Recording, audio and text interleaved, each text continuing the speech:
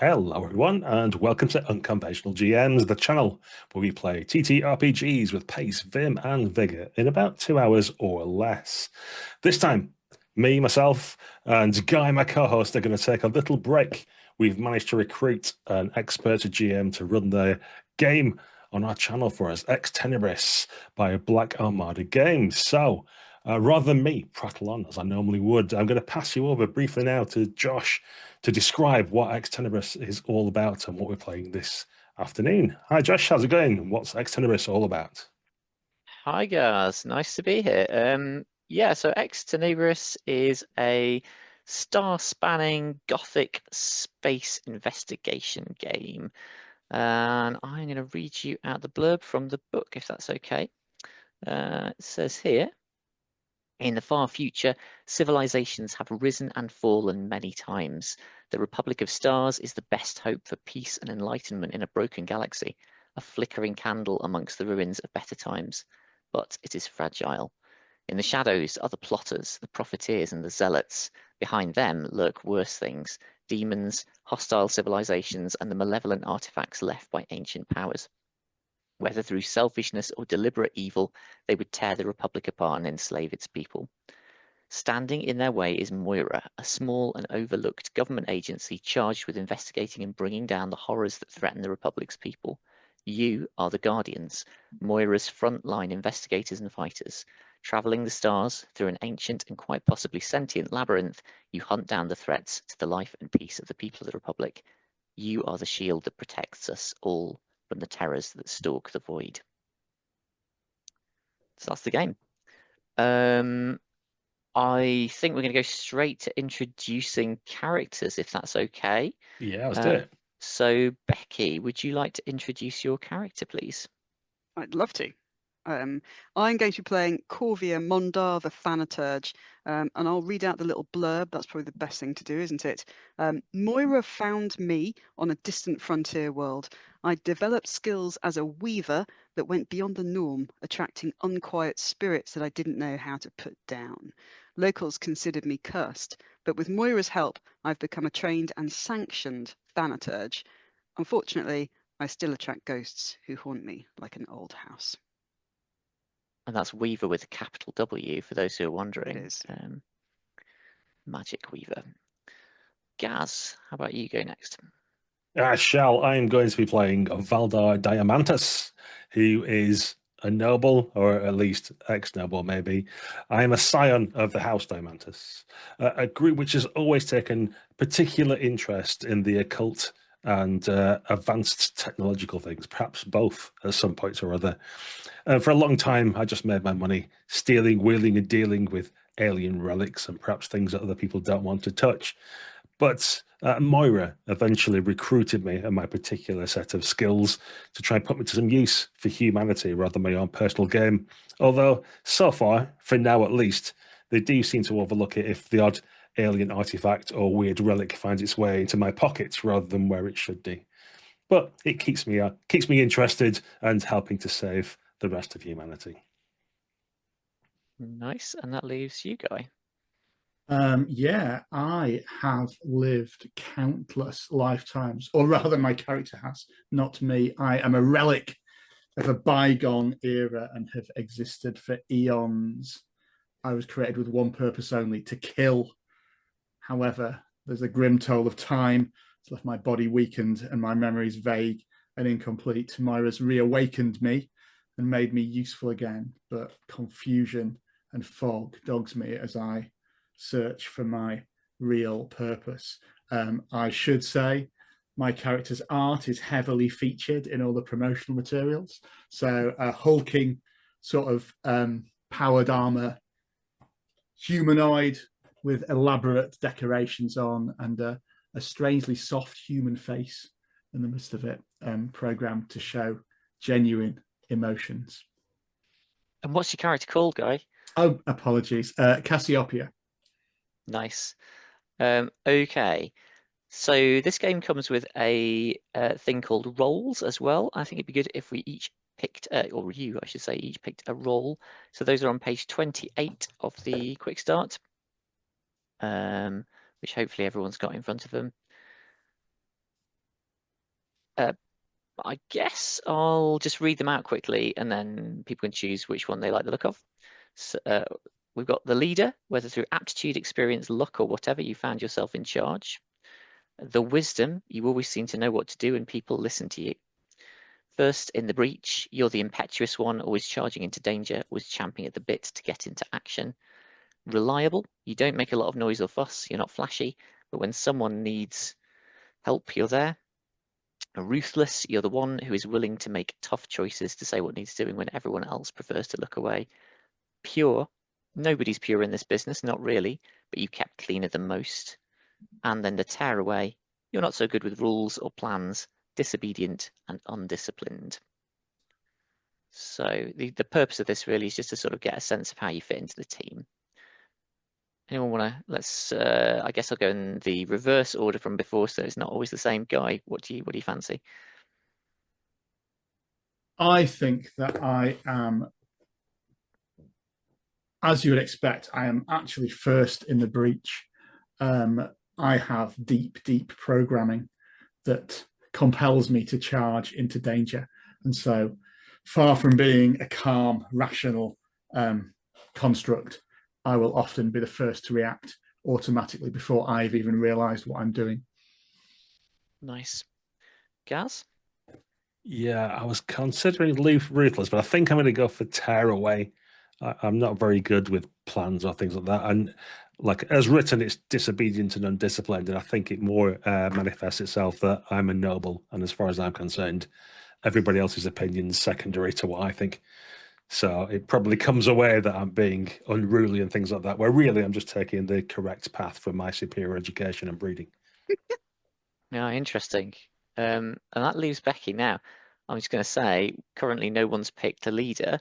Maybe you're a team that doesn't really feel like it has a leader, or maybe you've just drawn the short straw, Becky. What do you reckon? I reckon the former rather than the latter. I don't draw short straws. So I'm going to take the reliable, which sounds kind of boring, but the reason that I think my character would take the reliable is that I am a sanctioned thanaturge. Unsanctioned thanaturges get purged, and so I spend my entire time making sure that everybody knows I'm definitely on Team Moira, and I'm there to help, and I'm very reliable, and I'm not going to get purged. Excellent stuff. So each of those roles comes with a couple of questions that you can ask or answer of another character. I suggest we just do one each rather than the full set of two. So let's start with Gaz so that he gets to go first just for once. Yay! Why not? I love this egalitarian game that we're playing. So I'll ask Becky because I think this works out. Me asking you works out better, but you trust me more than my actions would justify. So why do you continue to believe in me? Because I think you want to be on the straight and narrow personally, but there's things I do that are quite often would cause Moira to raise an eyebrow, and perhaps by association you might be found wanting. So what is it about my antics that keep you from trying to throw me out or get me replaced or ask for a transfer or whatever it is that you would do? So you're the technologist, aren't you? And your former Is the nobility. Reformed? Oh, the Reformed. The Reformed. I think that you have plenty of options outside of Moira. I think that you have contacts. You could leave the system tomorrow on some massive money-making scheme and be gone. And the reason that I trust you is that every day you choose to stay and do horrible, shitty work to protect people who don't even know that we do it. Yeah, and the fact that I'm not doing it for them doesn't matter. The result is what matters, right? Yeah. Yeah. Okay, that's all. Yeah, I'm down with that. Yeah, I guess the cutscene is always me looking through brochures of some holiday planet I could go to, or some another yacht I could buy, or something like that. But Yeah. reluctantly flip it closed because there's something else I need to be doing. I love that. That's super cool. Awesome. Becky, why don't you do the next one? What are my two questions? I don't have the quick start up in front of me. Oh, sorry. Okay. That's okay. So where has it gone? You're the reliable. So you've got who once asked too much of you. Why didn't you say no to them? Or Who will you always be there for, no matter what, and why? Cassiopeia. Cassiopeia? That's how we're pronouncing it, isn't it? Why did you once ask too much of me? What did you ask of me? So I think I mean, maybe this was a misunderstanding of your powers, but I asked you to explore my memories. No, I can do that. To find some memories of some people that I once loved. And the carnage and destruction that you saw were too much, and you had to avert your eyes from what I used to be. Got it. And maybe you told me that they were fine, they all lived long and happy lives, rather than the truth, to keep me balanced and not morose, because it's always better to have a happy hulking killing machine on your team. 100%. I definitely did that. That's lovely. I can't wait for you to discover the truth. It's me now, isn't it? It is. So for first in the breach, who did you save through bold action, and how do they feel about it? I think for symmetry, I think I saved Valdar through bold and possibly foolhardy, unsanctioned action. So yeah, Gaz, how do you feel about that? I think I'm annoyed.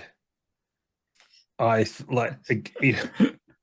some reason I feel like I owe you, and I don't normally feel that way. But you've somehow given me the one thing that I can't repay immediately, the saving of a life. Or life. So, your continued existence. Yeah. So, how many wants for a life, as in, forgiven value. So I'm eagerly watching every time you rush first into the breach. I'm desperate for you to get in some kind of terrible strife that will mean the end of your existence, so that I can save it and then feel better about myself because I don't owe anybody anything. Yeah, similarly, I'm fascinated by your holiday brochures, because I would love to travel and see more of the universe here with my new friend Valdar. Sounds like a really excellent epilogue, should you survive this this session. Okay, that's brilliant. So we're going to be playing the scenario from the Tenebris Quick Start, which is 2 greedily and 2 deep. And I'm going to read you out the introductory blurb.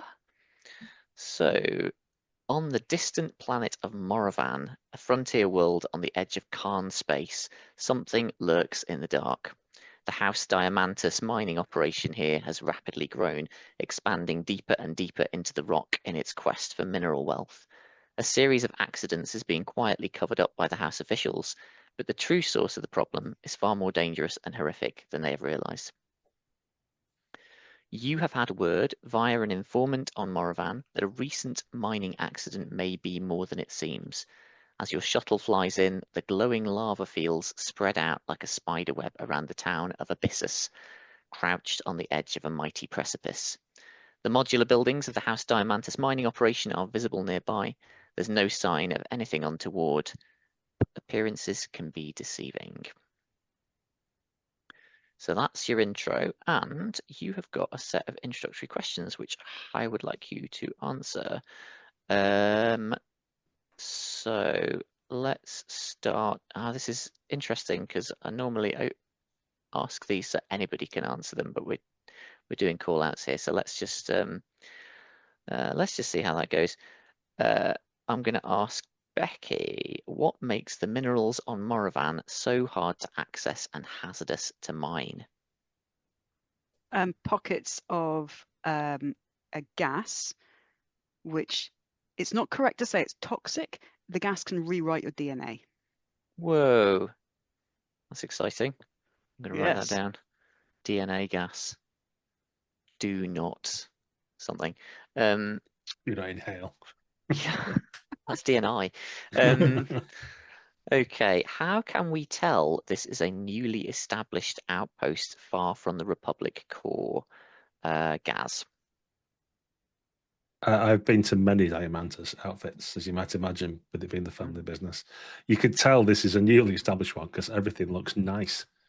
It's mint and out, but like some of the panels still have that bits of plastic wrapping on that's just like curling up the corners because they've not taken it off to keep the panels from getting scratched. But there's also a litters of things about. So there's modular. The modular buildings come in like packs in like containers, and there's still some of them that are just not opened. There's bits of pipe work that's still there. There's some trenches that have been dug for conduits and things to go in that have not been recovered.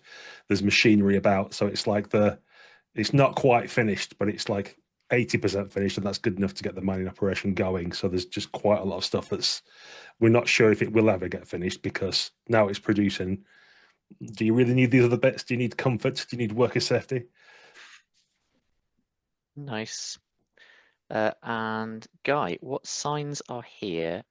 Sorry, what signs are there here of the proximity to hostile Khan theocracy space? Don't worry too much about knowing the details of the Khan theocracy there. No, they're a big theocracy. yeah. So I think, although I'm sure it is officially completely proscribed within the Republic, there's still signs of the is it the one, the deity they worship? There's clearly the odd missionary attempt to convert these miners. There's little sort of pop-up shrines and things that if they were closer to Galactic Core, like closer to the Republic, like that would just be torn down and the people arrested. But there's people practicing their faith, not quite openly, but there's an undercurrent of there are some Khan refugees working in the mines, maybe. All of the shanty town that's grown up around these miners is the sort of displaced. So there's a need for faith there. Nice. And then I am going to try and ask this last question to the group. So what I'm going to do is whoever puts the hand up first has got the answer to this one. You can answer it about yourself or about the group as a whole if you fancy it. And the question is, what makes this case personal for you?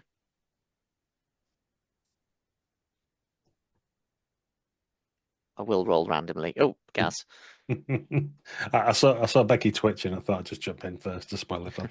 But I think for me, this is that my brother is the governor of the facility. And he's the one that's stayed on the straight and narrow, or stayed loyal to the house and trying to make the house respectable again, whereas I've just embraced the decay. So part of me is wondering, I don't know, I still don't know how I feel about it yet. I might be trying to help him, or I might be trying to tear it down and stop his foolishness. We'll see when I'm face to face with him. Nice. I'm just changing the name of a character. Can we have more than one? I mean, it probably goes without saying, but I've been here before too, when it wasn't called Moravan. And I did some terrible things. And I am not yet aware of that. Yeah, perfect. Okay. Can we say that I am aware of it? Yes. Beautiful. Yeah. Amazing. Okay. I love it. So, as I say, you have just arrived in your shuttle, flying in over the glowing lava fields. You have received the information from an informant who's a miner called Rengath Lang, who claims to have seen strange growths on the bodies recovered from a recent cave-in. You land outside Abyssus, and as the most sensible person in the group by background, I'm going to ask Becky. I should have written down your character names in front of me, and I shall now do so. Your name is Corvia. Corvia. Where do you head first upon arrival? So we're not supposed to be here, are we? We've got an informant, but we are... You've not been officially invited, no, but you're entitled to go wherever you like. And it's also, presumably, it's quite hard to disguise a relic in the party. Correct. The rest of us could look like refugees and blend in, but yeah, not you.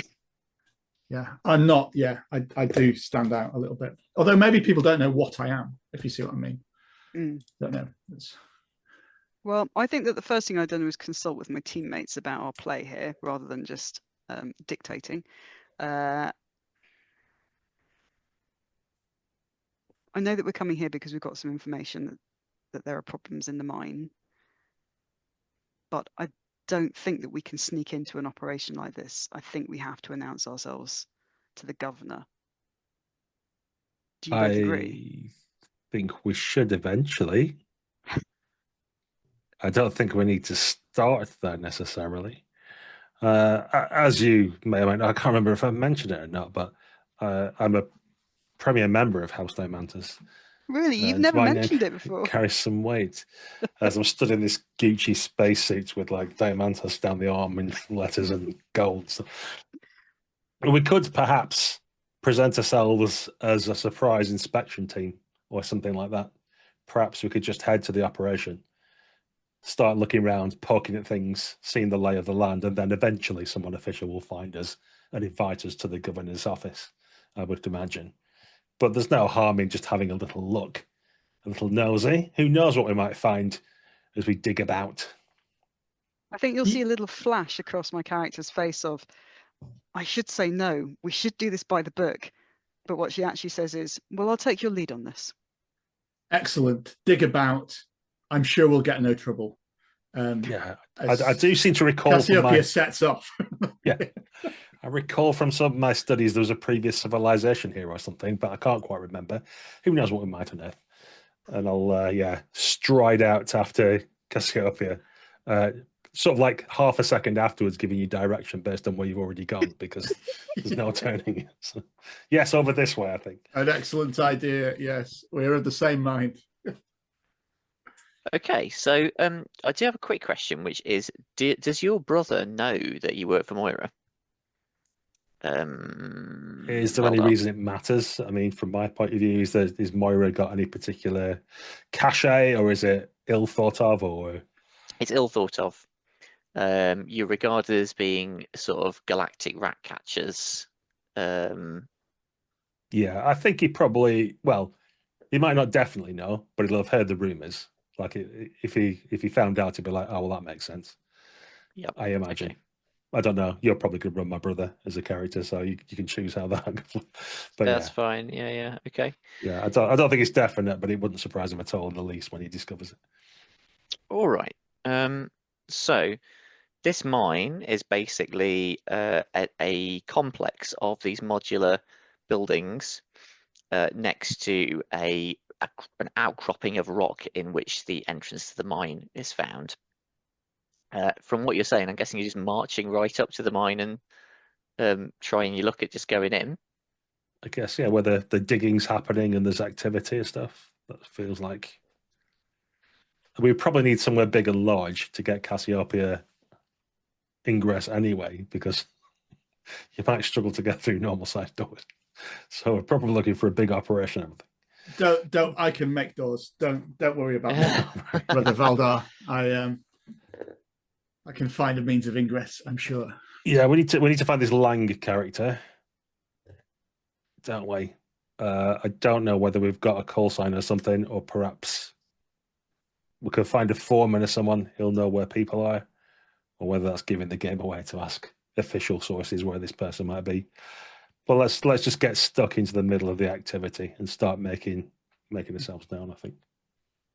All right. Well, I think given that you are accompanied by a chunking great war machine, I think that security will come out almost immediately upon your arrival and try and ask you what on earth you think you're doing. So let's see how that goes. This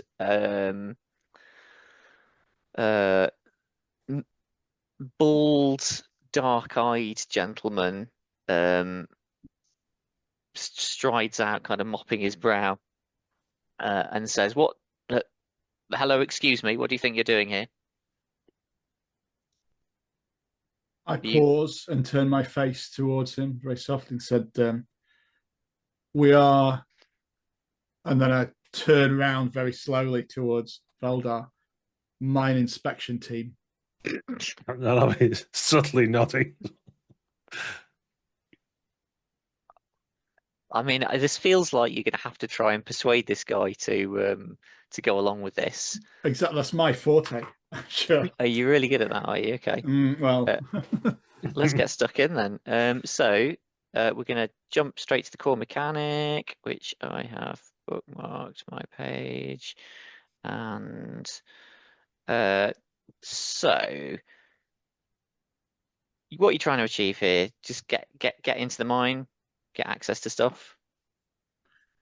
Yeah, get access to stuff and get into the mine, maybe without him immediately telling everyone we're here, if you see what I mean. That might be we'll be like, no need for any fuss. We'll just inspect it. Unless you've got anything to hide. If we could get some sort of general permission to poke around, I would like to go and look at the records office and see what reports were made of other accident incidents, so that I can trace the people who they happen to and get the real story out of them. So you're hoping to actually get something directly out of this role as opposed to just getting past this guy? I'm hoping, because I'm assuming that your stats are absolutely sweet for this guy, that he'll be like, oh yeah, these people are meant to be here. I'll just radio all of my other security friends and let them know that this inspection is happening and give them the access they need. Yeah, fine. Okay. That is ambitious. This is an influence sitch. So sitches are kind of like moves in PBTA, but a little bit more flexible. And therefore it's kind of social consequences on the table initially. And we are going to go with an overall risk level of secure rather than exposed, because this guy is not yet at the point of actively taking action against you. What skill would you like to use for this? As I look down my long list of social skills, I think I am gonna try and inspire him, because it isn't quite. I'm not trying to like strong arm my way in, but these are miners. I look like I know my way around a mine. I look like I could survive there with DNA rewriting gas in the dangers of the mine. So I'm hoping that he looks at me as a hulking sort of relic, and Valdar as someone who clearly is the boss of us, as I've demonstrated, and Corviet as well as somebody else who's with us, and lets us in and thinks, actually, these are the big guns. Yeah, okay. That makes a certain amount of sense. Now, I think we are going to be rolling 2d10 and add your inspire in that case. Okay, I'll do that now. How that goes. So I've got 6 to 9, so 15, and my inspire is +1, so 16. That is excellent. That is a full success. I think his eyes kind of dart around in a surely I'm not going to let these strangers into the mine kind of feeling. What do you do that tips the balance and gets him to just sort of overlook the slight strangeness of this? I think I say safety inspection, very light. I think I say I turn back to Valdar and say very cooperative and open approach to safety inspection here. 4 stars. I'll look moderately surprised and then turn around to Corvier and say, oh, write that down. Absolutely. Nice. Okay. I think you can tell that he still feels a little bit on edge about this, but there's something about your demeanor. He's accepting that you've got a right to be here for the moment, but I think he wants to come with you. So I think how I want to play it, if I can dive in, is that this is like one of our famous UGMs moments where we want to split the party and do 3 different things, which sounds great. So I'm just going to let Cassiopeia like trundle away towards them, because he's, as far as you're concerned, you've gone this is what I'm doing now, so you go off to do it. I was And I know, instructed to dig. yeah, wasn't I? So and let out some of that nice, delicious gas that's flickering. And I know that Kovia wants to go off and check records. So because I suspect that the chief of security is going to follow someone, I'll make it me. So I'll basically what I'll do is start talking to him about things, and I'm going to try and schmooze him basically and get out of him information about what accidents have been happening and who some key characters might be, or basically just by playing along and playing a bit of a sort of naive visitor or whatever, with the subtext that I might actually be writing all this stuff down. I'm going to try and draw him out on some things and keep his attention focused on me while the others can do their bits. Okay, let's do it. That sounds like you are making a discover attempt, trying to get information out of him. Now, are you playing the I'm a member of House Diamantis card here? It's written down the side of my entire arm on my seat and stuff like that. So yes, and You I definitely probably are, bear a somewhat familiar resemblance to the governor of the colony. Once I pull up the visor of my helmet, he might take a Yeah. start as he goes like, "Oh," as he almost thought it was the governor looking at him for a minute. Yeah, perfect. Okay. Yeah, I think he does look a bit startled and then looks at your livery, looks back at your face and sort of covers a little bit for his initial confusion. Let's make this a roll. What are you hoping to achieve? Are you wanting to give you information about recent accidents? Is that right? Yeah, so there'll be official reports about what's happened and what's public, but I'll say, look, I've come from the house and we know there's something else going on here. So I'm trying to dig out what's been unsaid, what's not been filled in the official reports, what are the perhaps things that don't make sense right now, but someone's gonna have to investigate them sooner or later, even if they keep it out of the public eye. So I'm saying, like, you can, like, you know, a killer arm around you, like, come now. I know you're doing your best. It's not me that's sending reports back to the house saying that you're incompetent. So what I want to do is like put you in the best light possible, assuming that you are actually competent. You can tell me what I need to know. Like, you are competent, right? So when there was this accident, that wasn't really an accident, was it? It's not your fault, but I just need to determine what's going on, what's happening. You can tell me about these things. Trust me, I've been sent here to sort this out very discreetly. All right, perfect. So what skill do you want to use for this?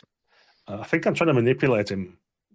Basically, It does trying sound to like it. Yeah, that's right. Good. pull him onto my side. So I'm going to try and use my lying bastard special ability that I'm telling him Perfect. that I'm going to take the pressure off him to try and get a greater effect if I succeed.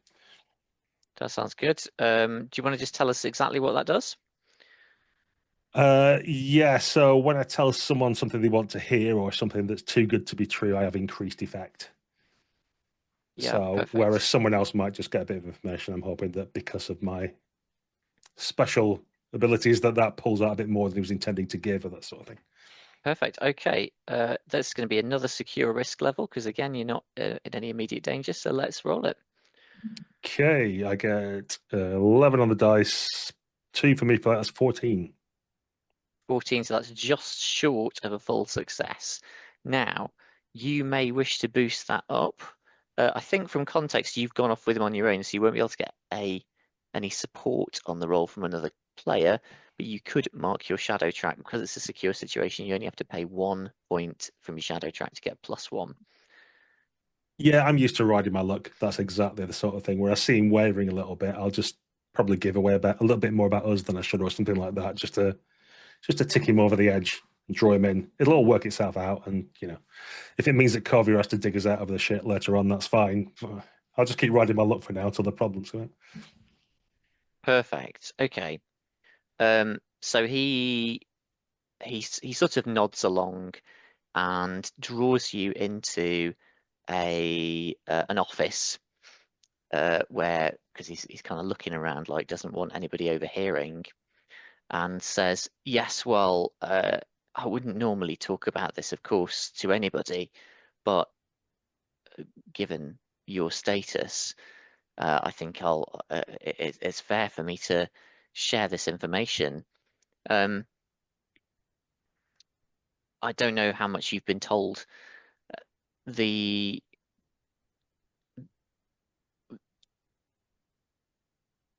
the miners were caught in a cave, and it really was a complete accident. But they've been exposed to some more of that stuff that we found down there, and it's left them. Well, it left them in the same state as all the others. So, I mean, unfortunately, we weren't able to keep it controlled. We've got the others down in the lab who are in a controlled state, but these guys, it was too late by the time we dug them out. They'd already been completely overwhelmed, and you know, the thing with the skin, and I mean, they can't be controlled at that point. So we had to burn the bodies, obviously. That's probably the wisest choice. Yes, do what we can, but let's not take any risks. Exactly. So obviously nobody has been near those bodies. We got them completely torched and then disposed of the ashes. So zero risk of contamination, nothing to worry about. And we've sealed off that area, naturally. That's good. It's probably best if you give me the coordinates for that, just so I can make sure that my excavation bot doesn't accidentally uncover anything there. Yes, of course. He still looks a little bit like, this does seem a bit too good to be true. Maybe I shouldn't be doing all this, but it's kind of too late. It's almost like his hands are already writing down what you need to know and handing it over, even as his brain is going, oh, maybe I shouldn't have done that. Yeah, but yeah, that's right. And then putting other things in front of him and just assuring him at every step that this is, yeah, you've done exactly the right thing. Oh, thank goodness. And I knew those rumors. I think someone's trying to take your position and just casting you a bad light. Don't worry, I'll get to the bottom of who that is. Let's see. Yeah, you've got the manifest of everybody's here, haven't you? Let's look at the employees, and I'll just start like drawing out more information, and all the while I'll be flicking it across or whatever we do in this sci-fi universe to get information from me to the other people. Nice. And sharing Okay. it broadly. Yeah. So what I'm giving you there is two separate leads, really. One pointing to that lab, Yeah. and one pointing to the site of the accident, which you've now got the coordinates of, and you can use those to give yourself an edge if you're investigating either of those, or anyone else can use them for an edge. Yeah. I'm imagining that an edge for the dodgy site, something that Cassiope is going to be able to use. And then maybe, Covey, I don't know whether you want to push as far as a lab on your own or whether you want to wait for us to come and help you along, but we might put that one in the back pocket for now. Yeah, I think that's a good idea. Okay, that's definitely enough screen time for me for now. I shall relent and let other people have a go. Yeah, super. I'm thinking about who's going to go. I think we'll go to Cassiopeia next, if that's all right. You're going straight into the mine. Yeah, straight into the mine. I'm muttering to myself as the miners sort of working at anyone that passed that diagnostic sweep, spectral sweep on, trying to go sort of as deep as I can go to get out of sight of people, and then just trying to do indeed a spectral sweep of this mine, looking for anything unusual. That's one of my special abilities. Yes. Okay. Just tell us what that ability does in Sorry, detail. so I've sensors of superior detecting infrared and ultraviolet, ultrasound. I have edge on discover rolls when I use them. Lovely. Okay.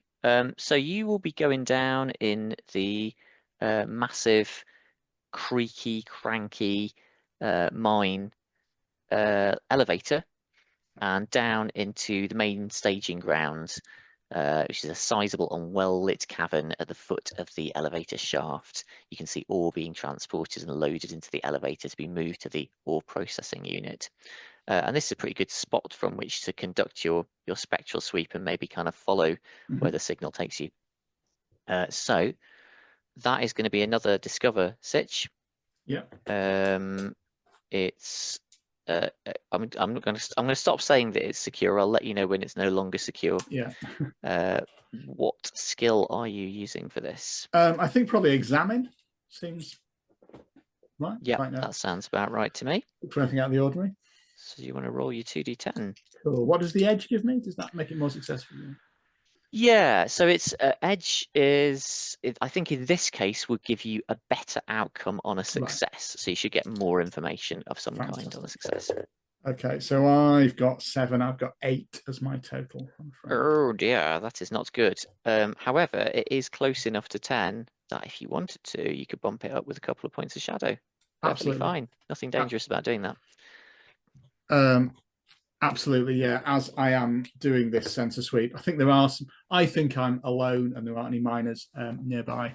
But there are a couple that are off on their break that see some of the glyphs and carvings on my armor begin to glow and writhe around in quite disturbing fashion as my eyes, my soft human face, looks suddenly terribly inhuman as my glowing eyes scan the area.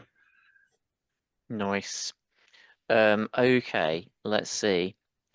I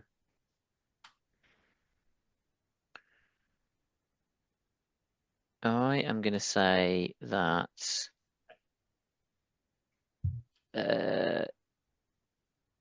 you find a set of miners who've got something weird about them. I think you're going kind of wandering down the mine shafts and not sensing anything initially, but there's 2 things which stand out to you. One is a weird set of vibrations from down in the earth. You are able to triangulate them, and you can get a good sense of where they must be, but actually getting to them, like what is the route through the tunnels to get to them, that's a slightly different thing. So you know the direction and distance, but not precisely how to get to them. And those vibrations, they got the character of like an ancient tree or something like that. You know, that kind of it's a living thing moving very slowly through the earth, and like that kind of gentle creaking, kind of maybe slithering sort of subsonic sound. So I'm giving you that as a lead, and then you are also going to get a clue. So that is ticking off one on the clue track. The aim of your investigation is to fill that clue track. You need to get 8 clues, and then you'll be in a position to solve the mystery. Excellent. Yeah. And what you are sensing from this group of miners you found is a weird temperature disparity around the neck area. So their neck is warmer than it should be. That makes sense. You can imagine one of those sort of spectrographs you'd see, or infrared camera view, and you can see that something pulsing there. Yeah, I think I'll stick at that. Better write that down because I just made that up. It's fine. I've also written it down, obviously. It might be useful, or will be, I hope. Yeah, so I think I will, having made these discoveries, I will, continue performing some unnecessary scans in a show of like reassuring the miners that this is a safety inspection. Yeah, absolutely. In fact, I think you probably can detect some useful safety information as you go. Maybe the odd like joist or something that's a little bit chunky, and probably build up a little bit of social credit there. Yeah, I mean, I will tell them about it. I'll be doing like, I'll do like the MOT thing of like advisories. Yeah, I say, this damaged cracking joist. If you fix it now, I'll never have seen it. And yeah, we can make it a good report. Good report for Brother Valdar. Beautiful. Okay, let's cut to where Corvia is, shall we? Corvia, are you going to the lab? Did I divine that, or are you? No, I think we'll reconvene before we go to the lab. Fine. We agreed. I would like to go to the sexiest place in any operation like this. That's where they keep the records. Yes. And That's I want very to, sexy indeed. it's very sexy, and I want to look over the reports on the accidents. I specifically want to look over where things may have been redacted from the reports on the accidents, and see if I can pick up some patterns or something like that. Yeah, okay. Go for it. So I think given that you've got the help from the security guy, I'm not going to put obstacles directly in your path immediately. But obviously you're going into records that might attract attention if someone were monitoring it. So this will be like a pokey little room with a I'm going to say kind of old style glowing green screen type of computer for some reason. And yeah, are you getting official access somehow, or are you basically trying to hack into their system? If I try and hack into the system, will you make me roll on a stat I don't have? I don't know. No, because you get to decide what the stat is. Interesting. What stat are you trying to use? And that will probably tell us whether you're hacking or not. Fathom or examine. Either what or examine, sorry? Fathom or examine. Yeah, feels more fathomy to me, but yeah. And I was going to say, I'm not going to be subtle. I'm not going to like try and get in and have nobody notice. I want this information. We actually have a legitimate right to be here. If anything goes wrong, I'm sure that Valdar will be able to smooth it over with his brother anyway. So I'm not going to be like super careful. I just want the information. I'm not going to like rip their system to pieces and no. But like, do you want to trade off better information for attracting some attention? Absolutely. Whatever happens. All right. Absolutely. Let's go for it then. So it's still a secure search even though you've done that, but it will very shortly not be. And you're rolling Fathom. It's a discover search. Roll the dice.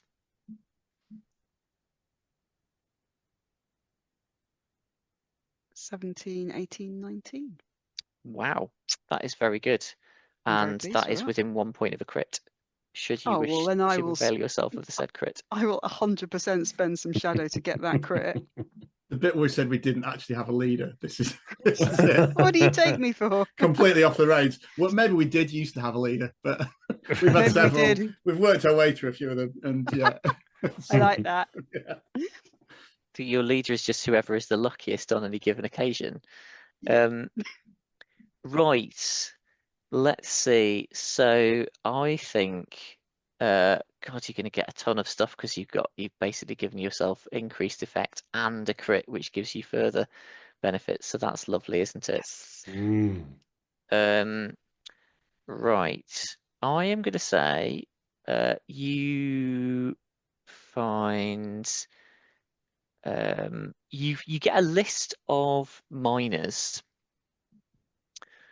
who are marked with a code, and the code's just gibberish, but you can see that it's connected to a number of quote unquote accidents, and the accident forms are very banal.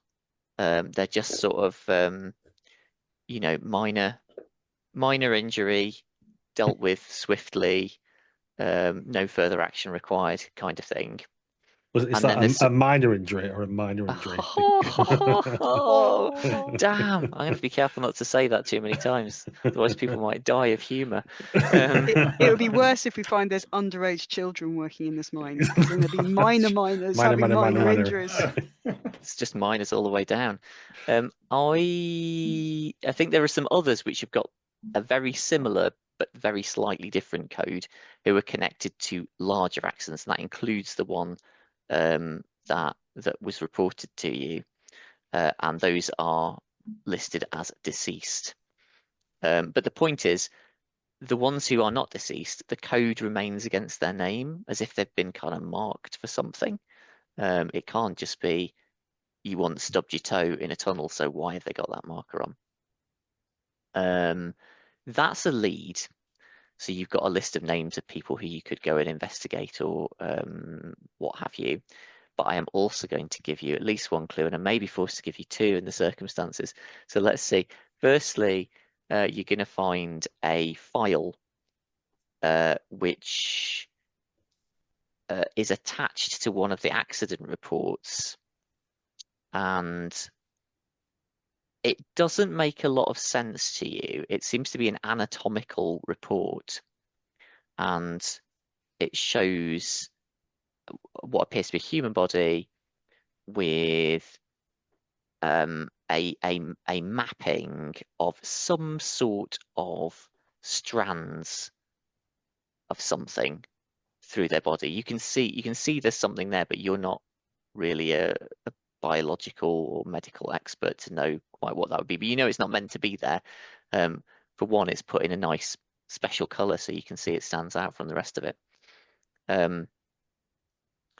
And then you've got a behavior report also attached, and the behavior report refers to pliant behavior, or no, let me revise that. It's behavioral change following exposure to the substance, it says. Some subjects exhibit behavioral pliance that may be of value to us. Others become agitated and had to be put down. And it's signed Ruan Masters, who it says here is the chief technologist for the mine. So that's two clues I've given you. Ridiculous.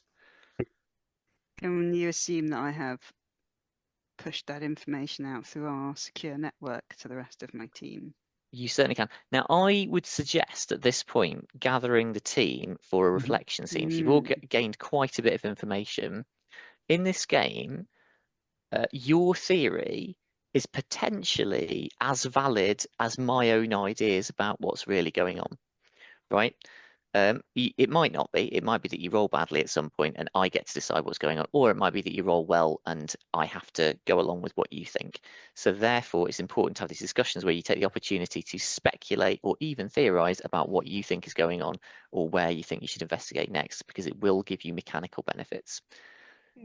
Where are you going to go to meet? I'm not supposed to ask questions to the group like that. Sorry. Yeah, that's fine. I wonder if we can commandeer a little sort of far future porter cabin in the mining area that's never been filled out with.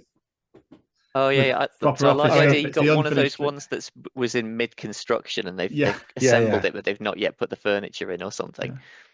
So like one wall's just like bits of tarpaulin or something flopping in the window. There's 3 desks and 1 chair. Yeah. And a coffee machine. Lots of plug sockets, but no power, that kind of stuff. Yeah. Perfect. Yes. Okay. Yeah. So assembling there, it's handy that one wall's missing because that gives Gasset up here somewhere to stand. It's just the tarp just sort of draped over your side. Just keeps annoyingly blowing in the way every now and again. You have to push it back out. Well, team, I'll say. The security officer doesn't seem to be particularly nefarious. I think he's just covering up things that are going wrong. From his point of view, there's a malign substance that's causing problems, but he's just trying to keep everything contained. But I don't know. There's talk of a lab and keeping specimens. Ones that are, quotes, too far gone are destroyed, and we could always try looking at the site of that because it's been sealed up and we might find some of the source. But it feels like, although the security team might be just doing what they're told, someone else, including the doctor and or my brother, no less, might be trying to weaponize something or at least take advantage of a happy accident, so to speak. What have you determined? What do you think from your discoveries? So there's something alive down there. I felt the creak, the groan deep inside. If you have the accident site, I could investigate further. The miners have a strange thermographic. Taking their necks are warm. Their necks? How strange. Well, I've been looking at the accident reports, and I've got a list of miners who were involved in the accident reports if we want to start talking to them directly. But I think you're right when you said somebody might be looking to use the people who have been through some form of change. I found a list of people who were considered to be too agitated by the change and were killed. But there was another group who were made more pliant by the change, who are being used. So I think my concern is there may be some people who are changed very greatly, who've been put back into the general population to continue mining, but we don't really know what's happened to them, what change has been wrought inside, and what might happen next.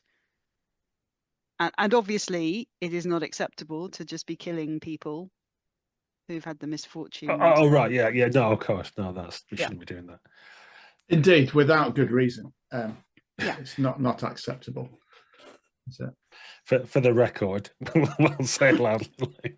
We do not write that down. Yeah.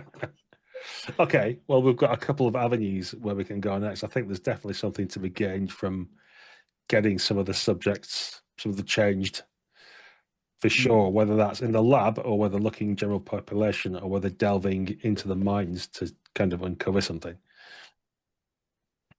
I'm still feeling quite like we've got the run of the place, to be honest. We could all disappear off again to do things, and we could perhaps stick together if you feel more comfortable that way. What do you think, my friends? I think it won't be long before we don't have the run of the place, and that will probably happen either when we hit the lab or when we hit the destruction site, or both. So maybe we should split into two teams and hit those two places simultaneously before they probably haul you in to have an interview with your brother. Yeah, it would be bad if you two were captured, or if they tried to capture me. So I mean, yeah, of course. I think it's better for us if we're not with you when they try to capture you as well. So maybe if we're splitting into two teams, avert your eyes at least. That'll be my advice. I think perhaps me and Corvia should head for the lab. If you perhaps want to dig too deep and or find a suitable miner suspect who has a particularly hot neck or something like that, or whether the heat's spreading or something like that, maybe get as a test subject. I mean, someone to speak to. Certainly, yeah, I can do that. At this point in the game, because you have filled up half your clue track, you are entitled to make something called a breakthrough roll. And what that does is it gives you the opportunity to grab a big chunk of extra information in one go. But it does require you to identify what you think is like the hot lead that you're following that's going to crack this case wide open before you can make that roll. Do you feel like you're doing it? Can I ask a clarifying question first? Yes. When I was in the records office looking at the accident reports, was there any correlation, or hopefully no correlation, between incidences of the DNA gas and these incidents where people have got the little code mark next to their names? Are they the same or are they not the same?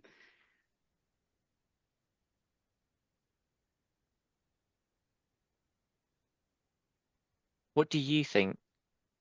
Would you like, is your feeling like there's a connection here? No, my feeling is there isn't a connection, because everybody knows about the DNA rewriting gas. Everybody knows that that's a known risk. Yeah. But the way that people are behaving around this makes it feel like it was not a known risk and the effects of it were unknown. Yeah, if I may, add to that. I wonder if the DNA gas, there is a link, but it's an opposite. It's a negative correlation. Yes, that Possibly makes that sense. it doesn't happen around the DNA rewriting gas, and the miners know to avoid that anyway.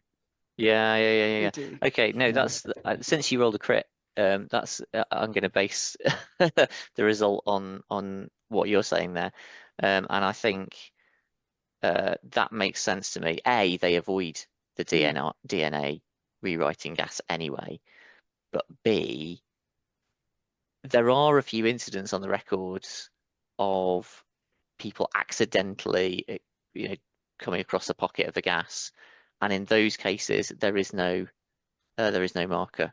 In fact, one of the cases they erase the marker after such an incident. Oh, that's Dun, an dun, exciting clue. dun. Let me write that down. Yeah, what am I doing? Just giving you information for free. Just throwing it out. Didn't even have to roll for that. Do we fancy doing a breakthrough roll? Yeah. So is it a bit of a discussion about? So I think we're thinking there's something in this planet that's infected. There's something deep there that is infecting people. Maybe it was controlled by the DNA gas. Maybe that's. I mean, there's no records anywhere of this planet ever being inhabited, is there? So sounds unlikely, but possible, I guess. I have no records of this planet, but something is being controlled by the DNA gas and is infecting the miners. Yeah, I mean, the gas might just be a byproduct of the thing, whatever it is, that it just naturally extrudes it or something like that. That makes it sound even safer, doesn't it? Yes, yeah. What's it breathing in? God, right. Yeah. All right. Well, what I suggest we do is quickly do the breakthrough roll, and then, assuming I've been tracking time correctly, I think we're due a comfort break. So let's do that. So hopefully I can find the breakthrough roll table quite quickly. Here it is. So I think the key thing is to know what you think is your possible breakthrough. Do you think you're going to get that from, like, going into the mines, Cassiopeia going into the mines, or that you think you're going to find something in the lab? Because that's kind of determining how the roll's going to go. I think we're more likely to find something in the lab because it will have extensive notes about what's been happening in the mine, as well as whatever additional things they've been doing in the lab, I think. I think I agree. And I also further think that the location that you're going to in the mine, Cassiopeia, that's where they put the dead bodies, which is probably going to be nowhere near where the incidents happen. So you won't necessarily be coming across the thing that caused it. No. You'll be seeing the burnt aftermath. So yes, Yep. I think that I agree. It's the lab. Yeah, it's the lab. That makes sense. Okay, let's just quickly. So this works slightly differently to other types of roll. We have to go through a little checklist of modifiers. Is the plan to achieve a breakthrough particularly daring or bold, or are you playing it cautious or doing a lot of careful setup? Feels like neither to me, unless anyone disagrees. It's a lab, not a fortress. Yeah, we're not kicking the door into the governor's office and demanding answers or anything, are we? Exactly. If the plan plays into your strengths and/or is supported by well-placed allies or especially suitable high-quality equipment, you can get a bonus. Or if it's a plan you're ill-suited to, a penalty. Anyone want to tell me about something that gives you a particular edge here, or are we going to go for a middle result as well?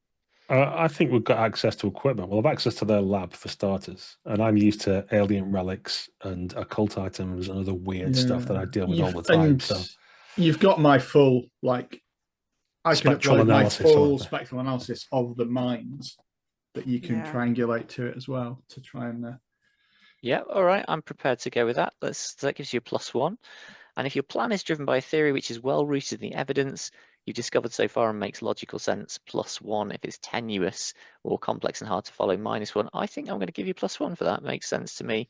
Your theory seems pretty good. Are there any other elements that help or hinder your plan? I think there are, because I think this lab is quite like secret, and even though you've been given access, I think you were right what you were saying about people might be starting to wonder about you lot. The word might have made it to the governor. So I think that's going to be a -1. So you have a net +1 to your roll. Who's the luckiest of the group? Want to roll me a breakthrough roll? Is that 2d10 again, or is it? It is, yeah. It is. Okay. So I'll it's just roll. 2d10 +1. Okay, I get a grand total of 10. Okay, then you cannot modify that, so it's a mixed success. Interesting. Cool. Okay, let's take the comfort break. I will let you know what the result of the roll is when we get back.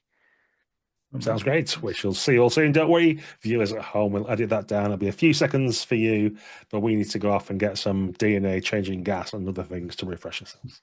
See you soon.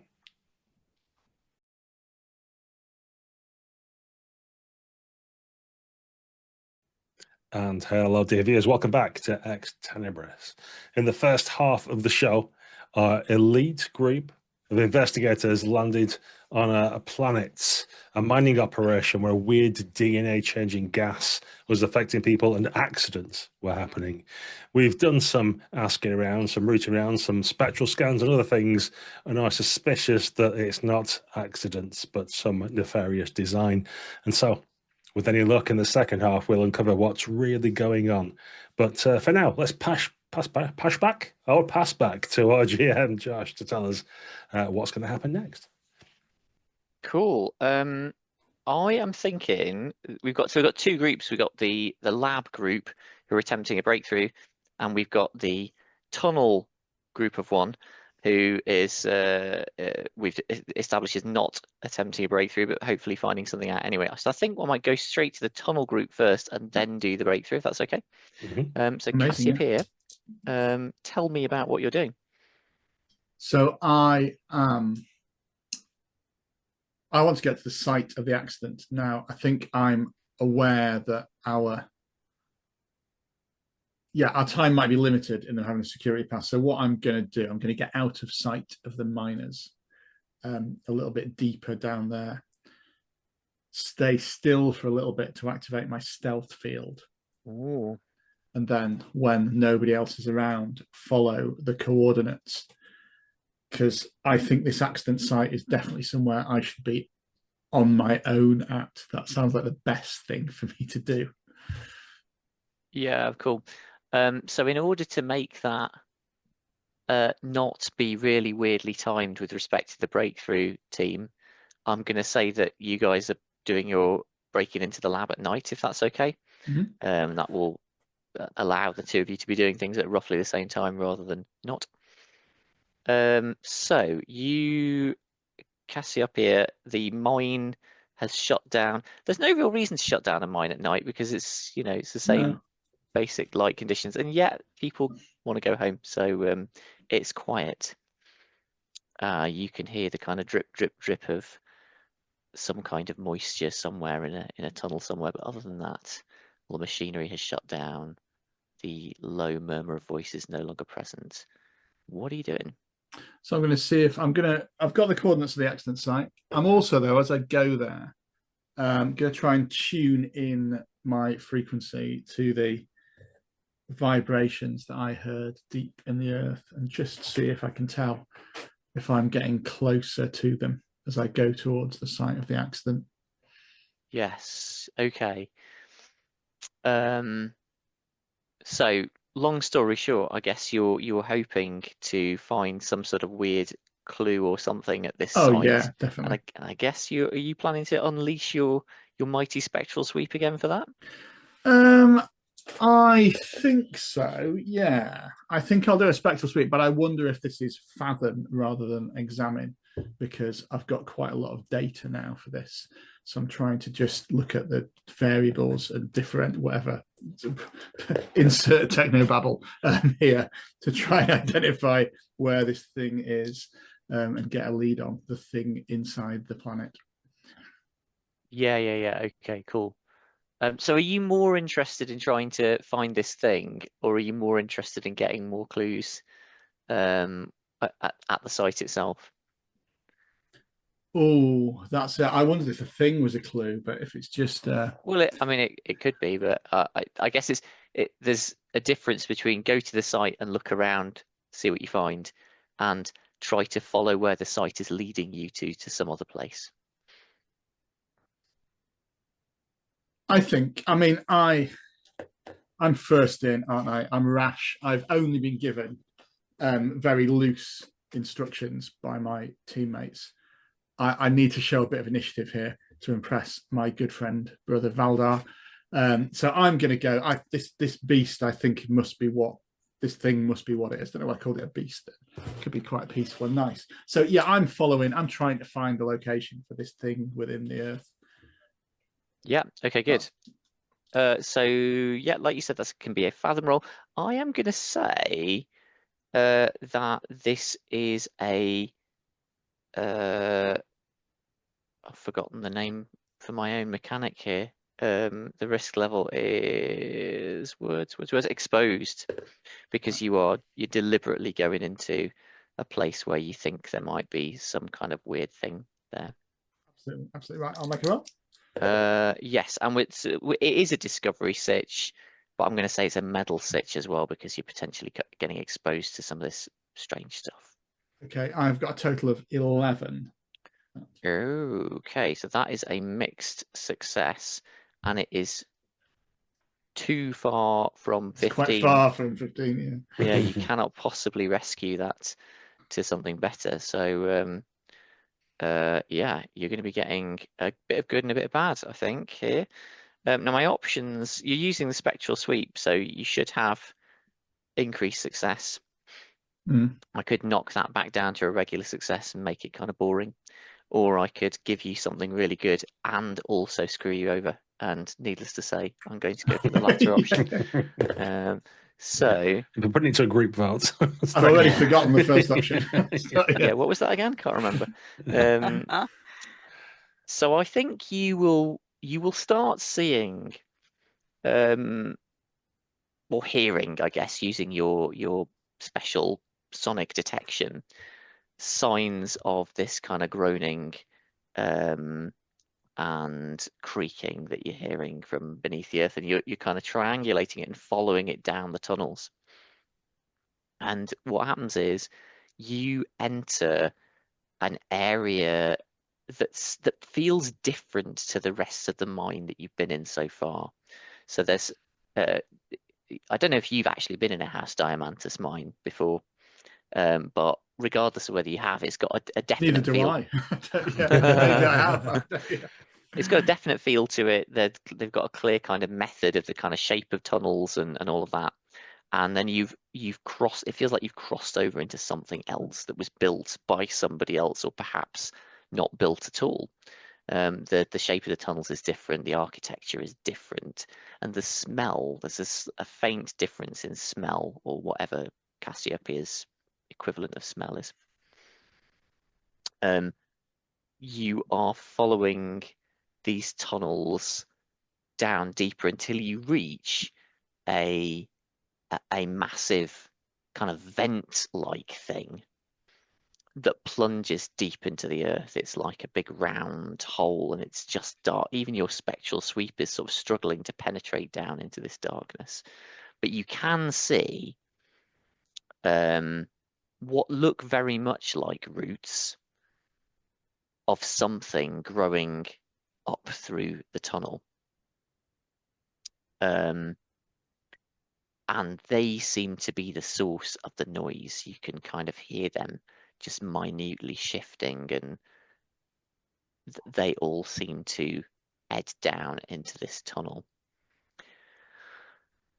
And as you're standing there, kind of scanning the tunnel, trying to see what extra information you can get, one of these roots inches its way up your leg, unbeknownst to you. Yeah, I think I'm like bending over precariously into this thing, like, so yeah. So I'm going to give you a condition and that condition is infected. And we'll see what happens with that later on. That old chestnut. Yeah, we love a good infected. I think we've kind of established this thing is not terribly visible, haven't we? Except to spectral sweep, and presumably you're not going to be spectrally sweeping yourself. Why would I So do that? Yeah, I'm not. the audience sees it, you do not. Yeah, amazing.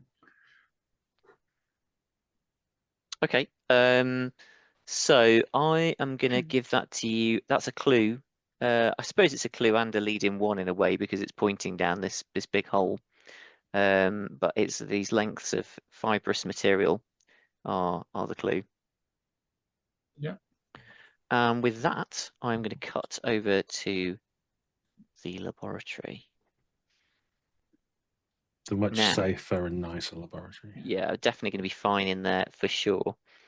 Corvia and Valdar, we've established you're going at night because I told you were. But are you? How are you kind of going about this? Is this a kind of march in? Are you creeping about? So I'm sorry. No, please go ahead. I don't think that I'm a very creepy person in the sense of Be sneaky at stealthy. least. I think I'm a creepy person in other ways. And my rationale for that is that I have the ability to teleport through the Tenebrium. So why would I bother being stealthy the rest of the time? Because my skill is I just wink out and end up the place. But I'm not going to do that just to kind of go into a lab because that feels like overkill. Yeah. Okay. I think we're timing it for an off cycle. We perhaps don't have day and night in the traditional sense, but we'll have working hours and downtime and things like that. So we'll time it for the off cycle. And what I will possibly do, given my devious nature, is dress up like my brother. So I'll probably ditch the old suit and put on a more get on my corporate suit from out of the wherever it's got my panel in the spaceship and get that steamed down and get all the brocade or wherever else we have or identifying badges with a little hologram on and things like that. Because although we use computers with green screens, when I do a presentation, it's got to be a hologram, obviously, because that's how technology works. Yeah, so I'll style my hair differently and stuff. And, to close inspection, I'm obviously not him, but to someone in a darkened corridor sees me walking with that sort of like noble swagger with an assistant hurrying behind me, I'll just look the part. So that's the way we're going to try and bluff it through like that. Hope to not meet anyone, but if we do, we'll just use bluster and them wanting to avert their gaze and get out of trouble to see us through. Cool. Okay. I think so. This is because it's an off cycle. You might think the place would be shut down and you might not be able to get into places, but it turns out that the laboratory is open as you arrive. You don't seem to need the key to get in, and so you walk in, being your brother and so on. There's no need to be sneaky about it. Close the door behind you, and immediately from behind one of the work surfaces in this lab. This is quite a nice looking corporate lab with various bits of experimental equipment scattered around, including some interesting looking white substance in a jar. And someone pops up from behind the work surface and startles when they see you. It's a young, bright-eyed looking person in a lab coat, and they say, "Oh, sir, goodness, I wasn't expecting you down here. What can I help you with? Everything's in hand. Nothing. Everything proceeding as normal." I don't want normal. I want excellence. What's your excuse? Where's my report? I've had to come down here manually to pick it up, have I? Is that what we need to do these days? What are you doing down here anyway? You're spending time filling in spreadsheets. I want to see progress. It's not good enough. Oh, I think we're gonna make a roll out of this before I react to it. It's always tempting to just react to that kind of dominant attitude, but no, I'm gonna make you roll. So like clearly there's a chance that this person's gonna realise that you're not who you say you are. Mhm. That's like a really obvious risk here. Yeah. And this lab's reasonably well lit as well, so I think you might be at a bit of a disadvantage there. What are you trying to achieve here? Well, my gut feel is that they're not in charge, and if I Yes. put enough pressure on immediately, what they'll do is try and go and get someone else to blame or to be responsible for my displeasure. So really, it's just to try and clear them out of here while we get a chance to have a look around, with the obvious consequence that later on someone more important is going to be turning up. But that's for later us to worry about. So I think that makes it doubly challenging in that case. I think this person does not want to leave you in their lab, even though you're their boss. I think they want to be there to kind of, it's like if somebody comes up to your workstation, they're not going to be like, oh, I'll just leave you with my computer boss. They're going to be like, let me show you, So that would be difficult to achieve. Are you going to try and do it anyway at presumably reduced effect? Yeah, I'm going to try anyway. I've set Right. up on a course of action, and being a noble is clearly the Just correct do it one. anyway. So yeah, Cool. Okay, so we'll see this what is an happens. inspire. And I feel that the situation is exposed. Something could go wrong right away here, so I'm going to say it's exposed. Go ahead and roll a dice. Sure. Okay.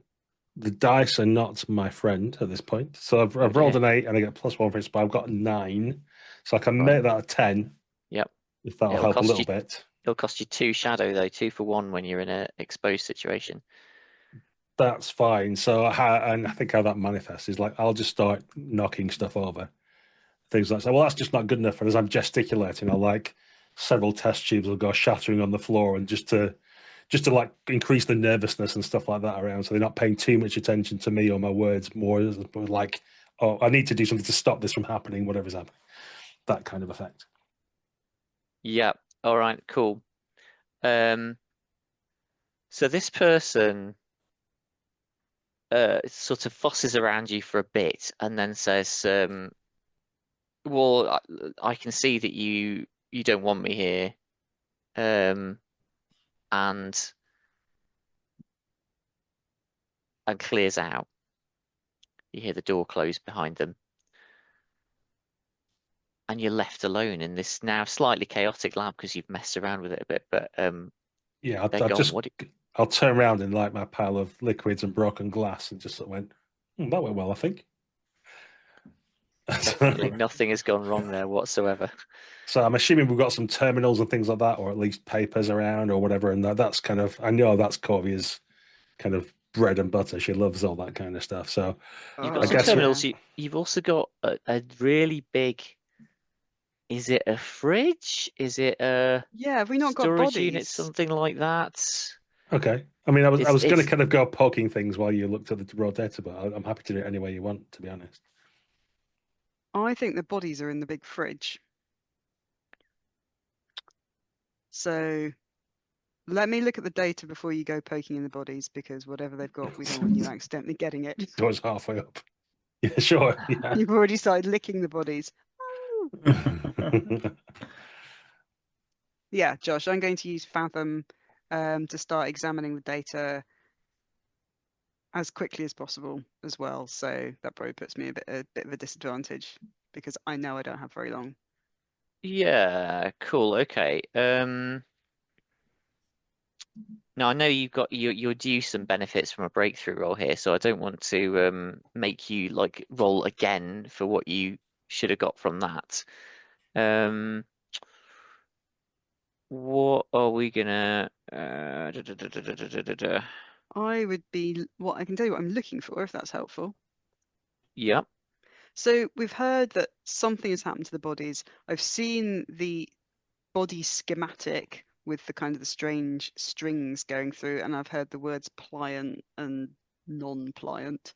But I haven't really got any more detail than that on what exactly it is that has happened to these people, what the effects are.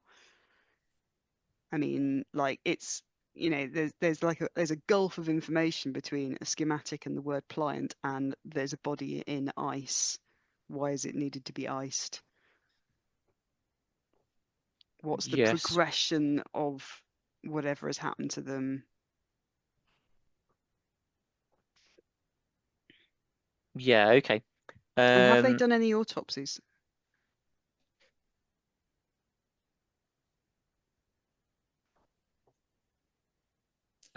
Sorry, I'm just reading the clue list while I'm thinking about what you're saying at the same time. So I think that you open up, you're going into the computer system basically, is that right? Yeah. And there you will quite quickly find, because the person you were talking to must have been working on it at that exact moment.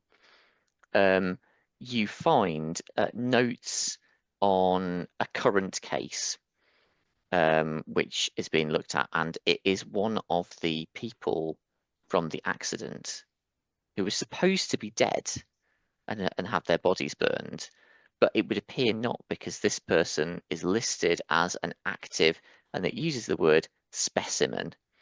And what it says is a little bit disturbing, because it's sort of it's written in a number of stages. Stage 1, behavioral change. Stage 2, cocooning.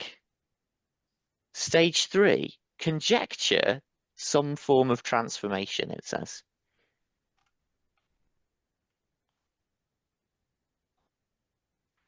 I will relay this information and say, I'm starting to think those bodies were never burned at all.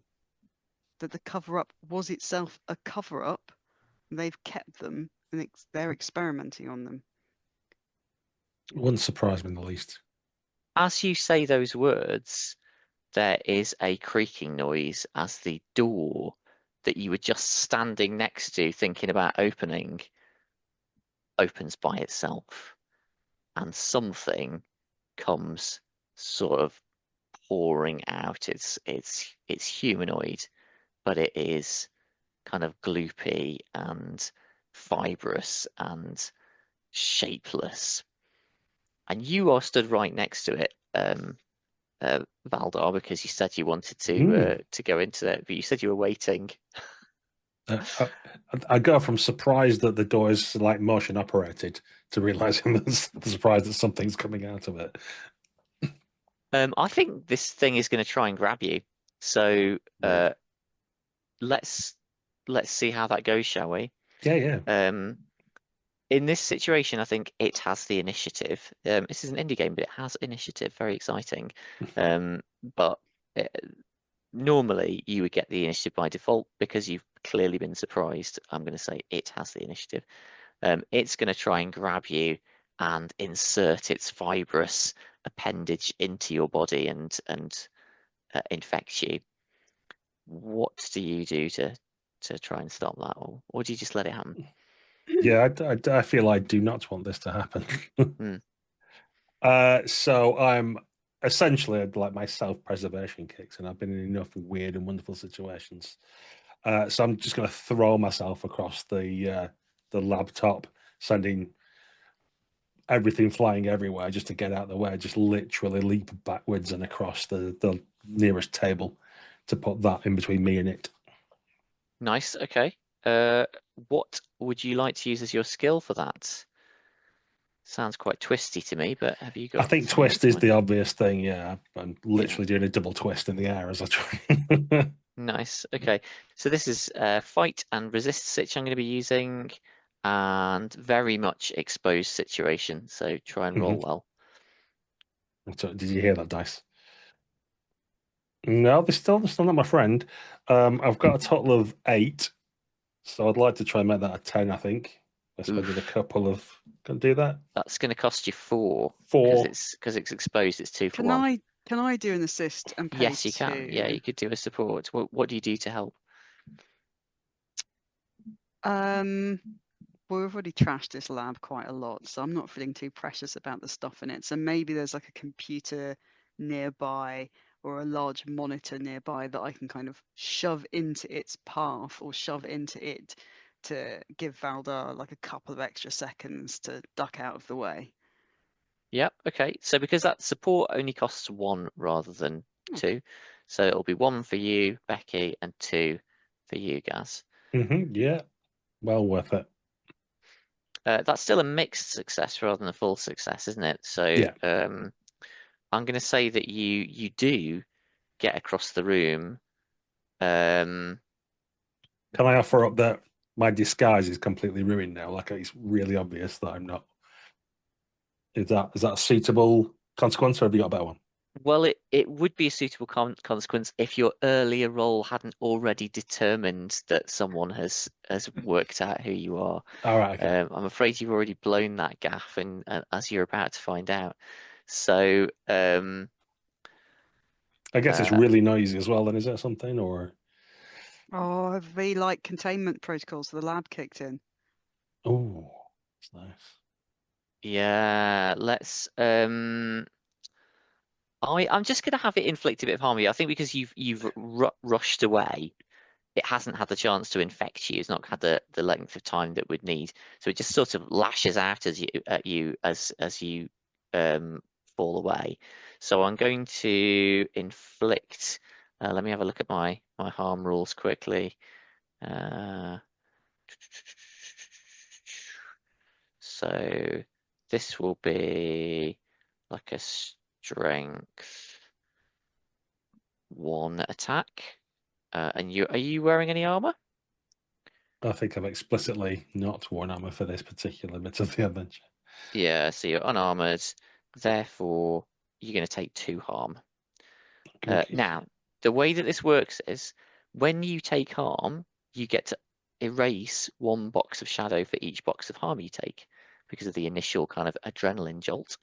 And the mechanical effect of the harm doesn't take place until the end of this scene that you're currently in. Gotcha. So you've taken the 2 harm, but there is no mechanical effect yet. Okay. You go pelting across the room. This thing is kind of quite big and it's kind of looming out of the cupboard. Or cupboard is perhaps the storage unit. The meat locker. What do you do now that you're across the room? Either of you, really. Yeah, I mean, I presume there's going to be 2 things happening at the same time, but regardless, the first thing I do is hit my panic button so that Cassiopeia knows that I'm in trouble. So there'll be a little red blinking light suddenly on the side of Cassiopeia's head. Perfect. But then, yeah, I'll be looking for some kind of. There will be something for when there's containment breaches. So whether it's a CO2 extinguisher or something like that, or some other kind of gas release button or whatever it might be, I'm going to look for some kind of emergency tool to use and then employ it. Yeah. Okay. But I'm happy for Becky to do something in the middle because I've already rolled dice once. So. Yeah, perfect. So just before we do ask Becky, what will you do with this emergency tool? So the thing's only just come out really and lashed out at me. So if it's something like a CO2 extinguisher, for example, or something like that, I'm trying to like basically force it back into the locker so that we can maybe slam the door on it or something like that. Cool. All right. Corvia, what are you doing? So I was doing something sort of similar, but I'm looking for the next layer up. I wasn't looking for a CO2 tool. I was looking for the equivalent of, like when you in an American TV show, if you go for an MRI and there's that glass kind of bit that people stand behind to look at the results of the MRI, which kind of cuts you off from the MRI room. Is there like an area, an observation area, which we can get into and which can be secured? Yes, there is. Yeah. Just trying to think about the layout of this place. So do we think, yeah, if you've got an observation area, you'd want to be able to, you'd probably go through it to get to the rest of the room, wouldn't you? Otherwise, you wouldn't be able to, you'd be locked in there. So I think you must have passed through it on the way in. And you can retreat a bit like back an airlock into type thing or something. So I'm planning on getting us into the the observation room, which can then be secured. Perfect. Okay, let's say that it sounds to me like you're kind of doing a coordinated action. You know, fight the thing off and get into the room. And I'll be happy to say that Corvia can roll the dice on this one. What is it that you are using as your skill? Oh no! Something It's you're not very twist. good at. It's going to be I'm hearing. twist again, isn't it? Really? And it could be if you could make it fight if you were a bit more aggressive in how you're. I'd Sorry, it's really not fight, rather is it? It's not. assault or something like that. No, I think it's twist. It's twist. Okay. I don't think How you want me nice. doing it with assault. I mean, I'm very happy for you to choose whatever you like. It's now very clearly a fight. Sitch, exposed, risk rating. Go.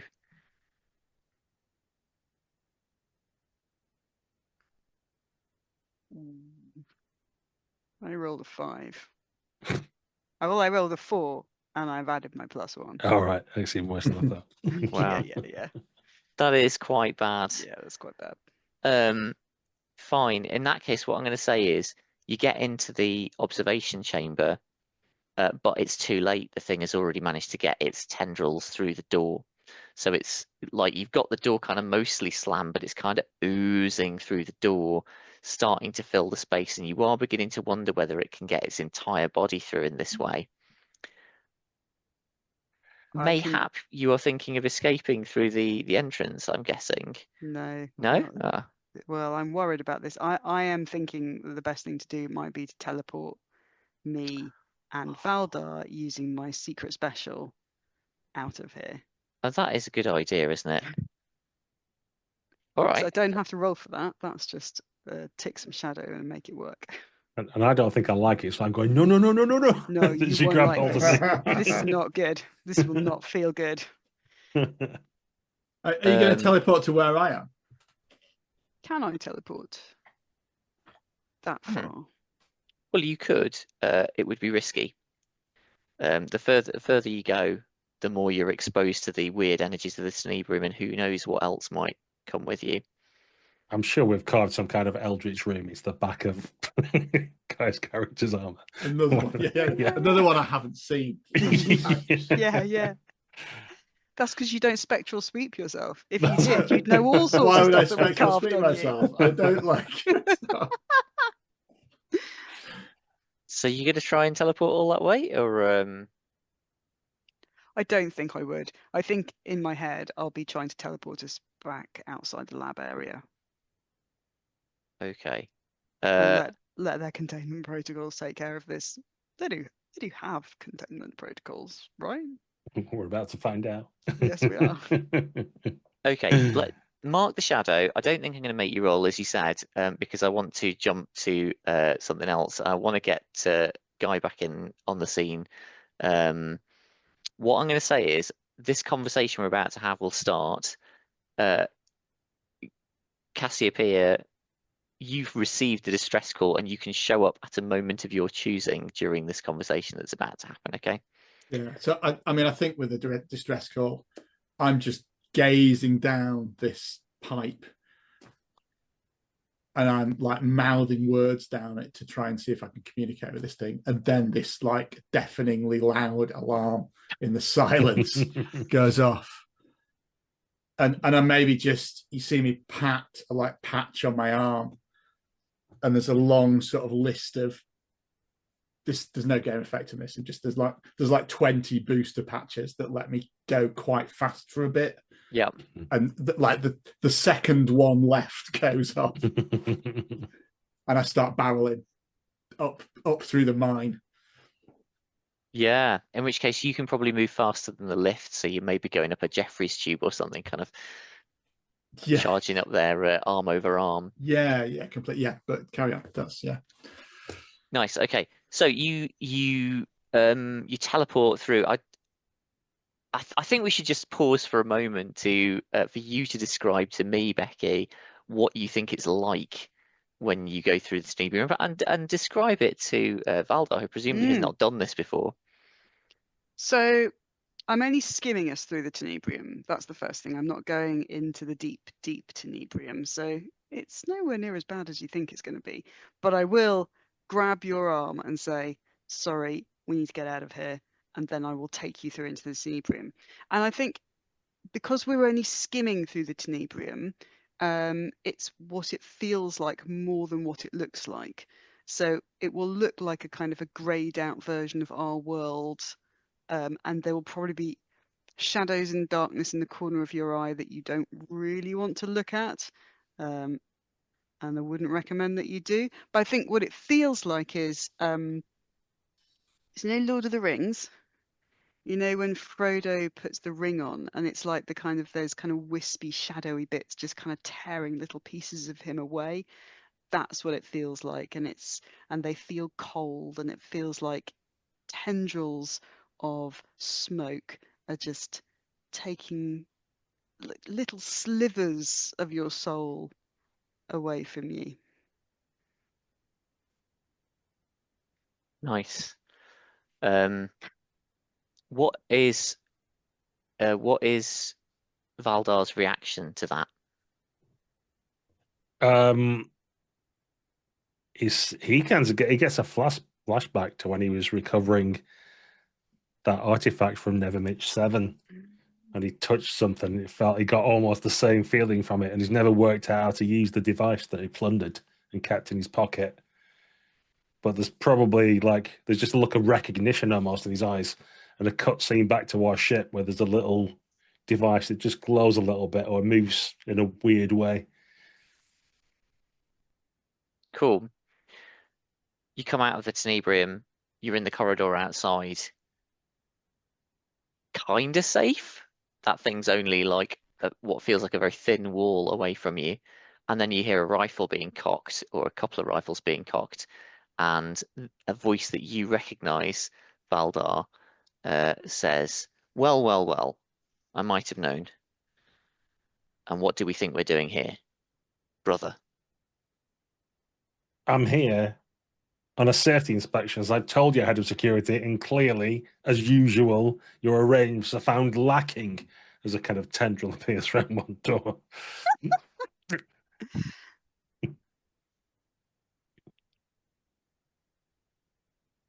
What? Why are you here, brother?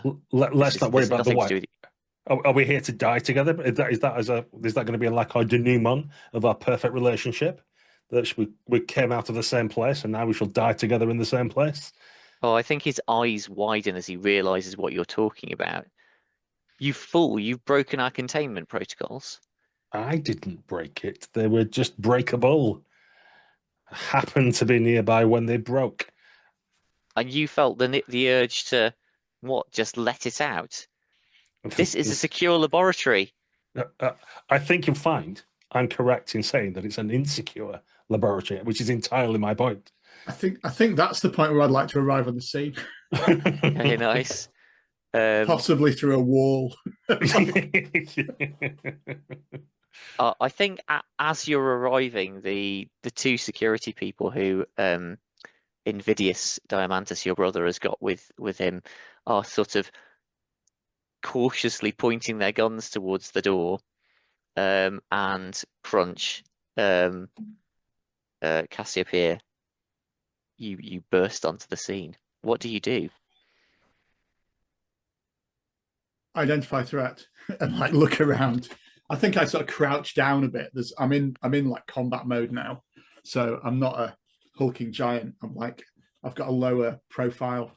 My sort of torso head rotates up, and if these two people have still got rifles out, they're going flying. I'm just gonna push them out of the way. I don't think they're pointing them at anybody in particular at that moment, but perhaps your threat detection systems are so exuberant they're just like, nope, take care of them. Not having that. Yeah. That's fine. I'm not even going to make you roll for that. But as you say, identify the threat. I think Invidious's eyes, and maybe the eyes of some of the other people, sort of looks towards the door of the lab, and there's a fraction of a second where everyone's just kind of looking at it, and then the doors just fly open, and these massive grey-white tendrils come spewing out. Amazing. Does this look like a dire adversary? I might recognise? Let's say yes, because I want to let you use your ability. Because I have an ability called Terrible Memories, which is when I face a dire adversary, I recognise it, and I can roll plus fathom and pick 2 questions, and how I roll determines whether I answer them or you answer them, Josh. So yeah, nice. Looking forward to it. So yeah, I will roll, and that is 13, 14, which I'm not going to boost because I quite like the idea that I answer one and you answer the other. What is its greatest weakness? If I can confirm what we said before, that its DNA is quite unstable, and it's very vulnerable to the very rare materials that rewrite DNA, that luckily there's quite a lot of on this planet in the mines. Yeah, perfect. That's what it's vulnerable to. So that's its greatest weakness. You can pick the second question if you want. Okay. I suppose I should choose what is its most dangerous ability, just to sort of, counter what you just said somehow. And I think the most dangerous ability is that it gradually infiltrates the biosphere of the planet around it, and by the time anybody realizes what's wrong, there are already loads and loads of mind-controlled creatures in the vicinity. Does that mean that tendril that's attached to me has followed? There's still a thin line all the way down to the source, or is that part of it? You're not being followed by a little sort of Ariadne style red red thread. No, but perhaps there is such a thread running through the Tenebrium. Yeah.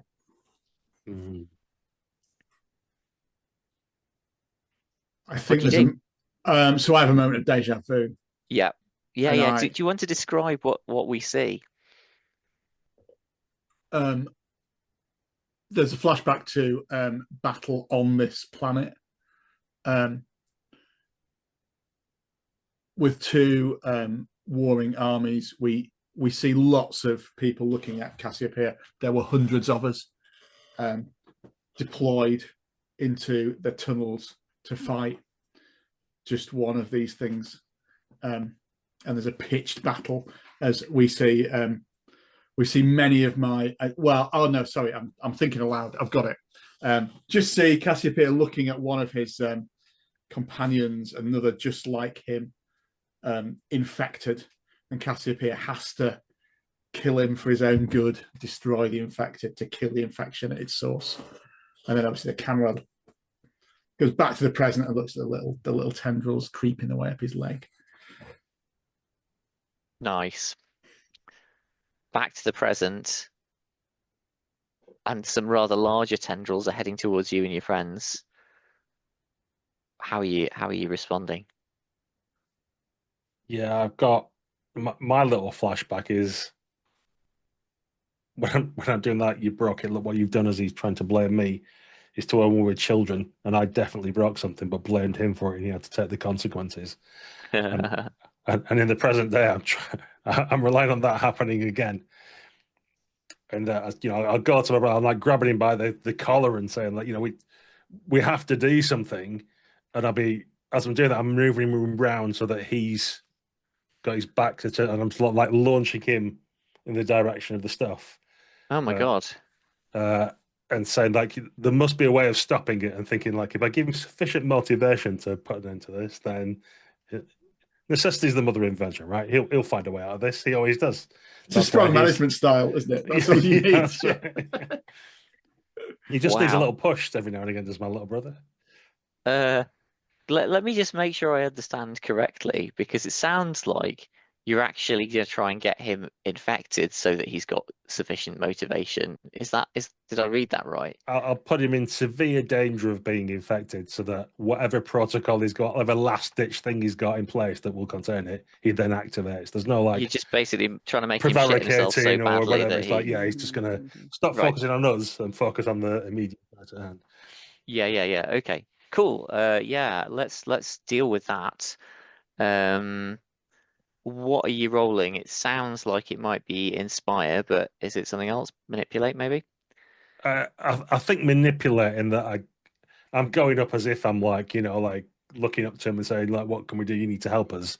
When really I'm just putting him off guard so I can then throw him to the wolf sort of thing. So Yeah. yeah, I'm trying to manipulate him.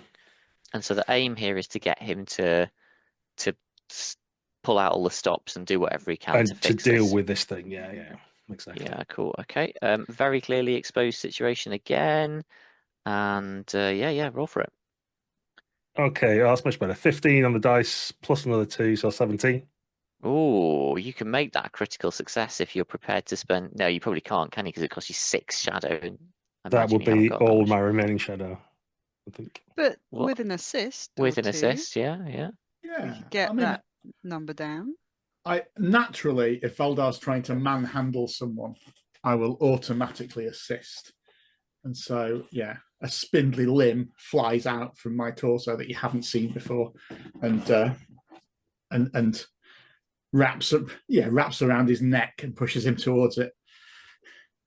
Yeah, okay, that works for me. So you will need to mark 1 shadow for the assist, and then the remaining 4 will have to be paid for by you, Gaz. Yeah, I'm happy to do that. So you got 1 box left unmarked, is that right? Well, I've got 2 left because I had 6. So if I was doing all of them, it would have used all of them. But an Right. assist only costs 1, right, rather than 2. 2 So boxes. Okay, yeah, I've got nice. 2 left. Cool. Yeah, I mean it's weird. It's like you're looking into your own face, really. And you see that kind of calculating look in his eyes, the terror. Yes, of course, he's terrified, but he never really stops calculating your brother. And he says, yes, of course, but we must get out of here before. And he kind of looks back behind him, to see the tendrils getting ever closer. Quickly, let me go, and I'll activate the emergency protocols. And I'm already rushing away as far as I can from the immediate danger. Okay, nice. Yeah, we'll let him go. Yeah. Yeah, what? So you're rushing away. Are you as a group?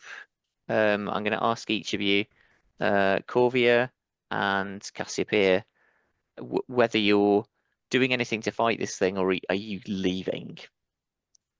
Corvia, I am definitely leaving. you're bugging out. Cassiopeia. I'm definitely, well, I'm not fighting it directly, but I want to buy us some time. Yes, So okay. if I can bury it beneath this lab, for instance, or beneath a pile of things I can find in the fabric of the lab, like walls and doors, I will do that. Yeah, okay. I think we better do that as a roll, because Yeah. otherwise you could be pursued by this thing. So what are you using for that? It's probably assault, isn't it? I think. It could be blast if you're going for pure destructive kind of take down the walls. I mean, it's the same bonus for me, but yeah, I'll go with blast. Seems, yeah. Yeah, cool. And obviously there's a fight sitch, and an exposed risk level. Cool. Right, I shall roll down for that. So that is 15, 17 in fact in total. 17. So it would cost 6 shadow to get that up to a crit. I think I will do that. That will fill. Assist. Oh, yeah. I was going to say I could do that. That would fill my shadow track, but it might be quite nice to do that mechanic. If you want to fill your shadow check, then I won't assist. I'll let you fill. Yeah, I will do that and fill my shadow track. All right, nice. So maybe that includes me. These 2 guards with rifles may be a part of the thing that things that are to a hand. This thing. Yeah. Things I can use that are to hand is not purely inorganic. There's other stuff that I can within reach that I use. Oh wow. Okay, so when you do that, you need to pick a shadow advance. I was planning to make it so you can't choose the supernatural ability one, because A, it'll take too long to think about, and B, it's only a one-off, so let's make it something negative. Sounds like you might be deliberately sacrificing an innocent. I mean, it says an innocent is sacrificed. I am deliberately doing it, though. I mean, As it happens. it's my programming. I'll feel terrible about it later.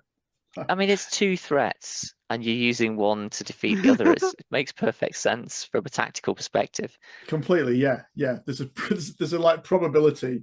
There's a spreadsheet somewhere in my programming that's working it out for me. But yeah, the result just pops out. Okay, good. When we were in war on what was Moravan, this was entirely acceptable. It's obviously not now. Moravan isn't at war, but I'm getting carried away. I think the other two will see this though as they retreat, and I'd like to know. I'll tell you what happens, and then you can tell me what your reaction to it is. I think. Do you want to describe? You're going to be like throwing these two guys to the beast, basically. Cassiopeia. Yeah. So the wall, the sort of bricks and breeze block that I'm throwing, don't slow it down at all. And I'm like looking at it, but maybe the first person isn't me. The first person falls in its route, and that does slow it down as it stops and has to like slowly infect him. And so as this sort of scene of horror is there, another live screaming body of a guard gets thrown at it, and that really slows it down because it's got 2 to infect now. And that buys you time to collapse the ceiling of this place on top of it. That may not stop it permanently. This is only like a kind of modular habitat, but it will certainly stop it from pursuing you for now. What is the reaction from Corvia and Valdar seeing this happen? Well, Corvia has seen inside Cassiopeia's memories, and this is pretty tame compared to what lies in there. But I think Corvia will try and keep her face quite poker-faced about it, but she will be worrying and making a mental note to discuss with Valdar later whether this means that Cassiopeia is going deeper back into those sorts of memories. And if that is the case, then we need to have some conversations about safety. Yeah, Valdar's looking perturbed. He's well used to Cassiopeia protecting him and sacrificing others to save himself. But it's rarely that he's so close. This one feels too close. The fact that the last guard screams and begs for help and stuff like that are a little bit. I'm normally insulated from that aspect of it, and being confronted with it's a little bit upsetting for me, to be honest. I'm not upset for the guard. I'm upset for my feelings on hearing the guard's terrible death and the fact that basically I've caused it. I am going to suggest that either of you might want to mark a point of shadow. Sounds more likely Valdar, but maybe Corvia too. So. Yeah. Down to I'll my last take point. one. I'll take a point because it'll remind me of the other things that I've seen that are worse in Cassiopeia. Cool.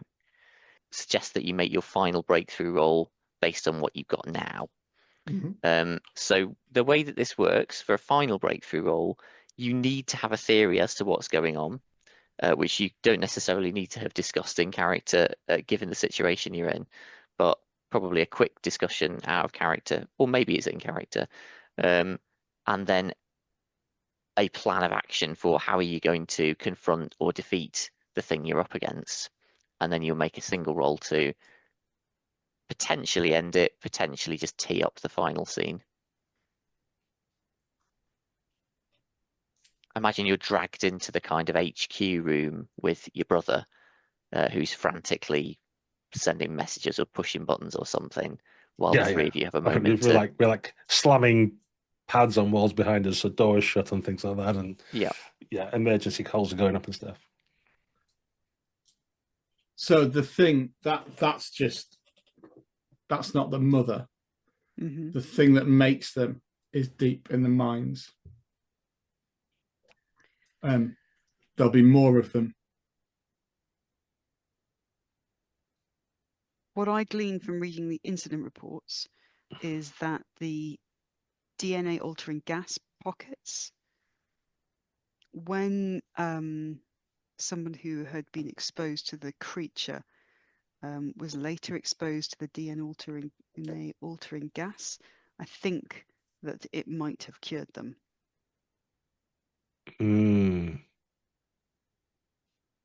Yeah, I think the pockets of gas and things like that have kept the thing contained underground. It's only the mining operation and breaking things out and creating air pockets and leakages and moving the gas around that have been able to start spreading back out again. Possibly the DNA altering gas is an old bioweapon from the previous war that was dropped to keep the thing contained. I think you're right. Is there some way you think, Cassiopeia, that we can lure that thing into a gas pocket? Is it mobile? Oh yeah, yeah. It could chase someone it wants to infect.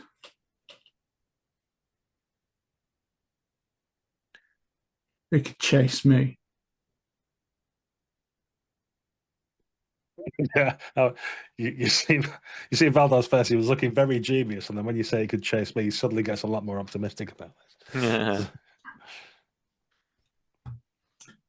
I'd like to have more of a contingency in place than it just chasing you, Cassiopeia. Perhaps we could arrange some controlled explosions to force gas pockets down into that tube you found to its source to kind of push it further down. Yeah, that cut off the mother, yes. And that will maybe that is the way to stop it. Otherwise, it'll return and it'll infect the whole biosphere. Cut off the mother, and then it will waste away without. Okay, so this is sounding like a plan. Let's have a little look at the breakthrough tiki list. And so is the plan particularly daring or bold? Well, I think it will be if you're using one of you as bait. I think we have to use one of us as bait. Yeah. So then I can at least one of us. 1d3 of us, yeah. You know what? Why stop at one? When we discover it's not actually bothered about infecting me anymore for some reason. Yeah. I'm not as true. rich a target, it turns out. For whatever reason. Cassiopeia's shadow track reset?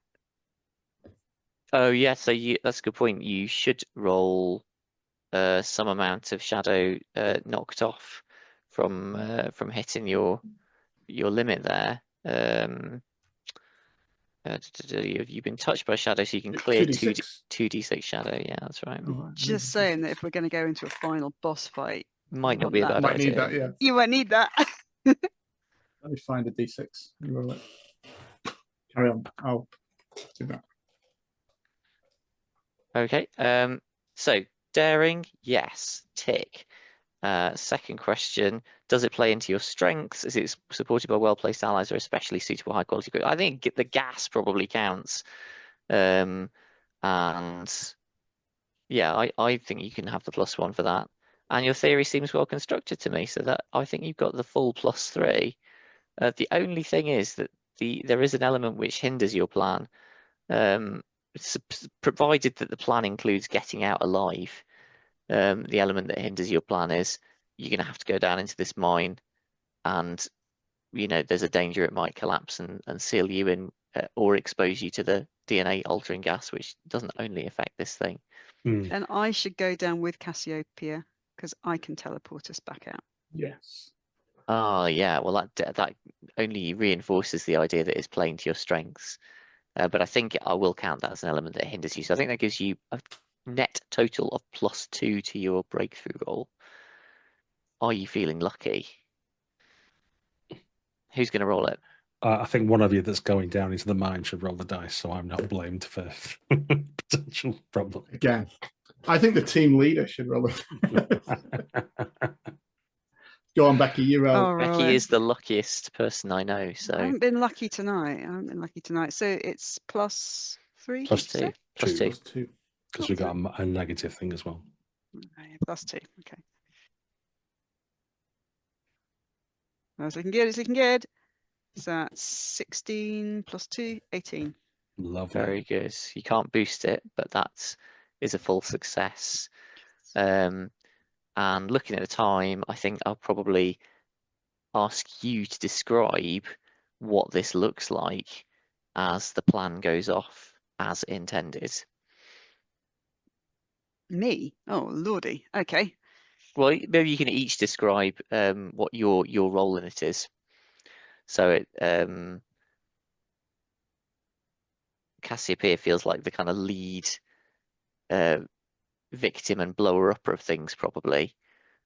Yeah, I think there's a sort of montage of me going through all these like cleared off, marked off areas with like danger gas and like ripping sort of airlocks apart, and all this hiss comes out. And sort of there's a weird sort of visual comes on as it starts to rewrite whatever's in the air around it. And then I'm picturing, I don't know if you're okay with this, Becky, maybe you're on my shoulders as we are like rappelling into this tunnel to make sure it goes as far down as it can. Yes, I think that's right. I think I'm wearing a rebreather as well. Yeah. In case.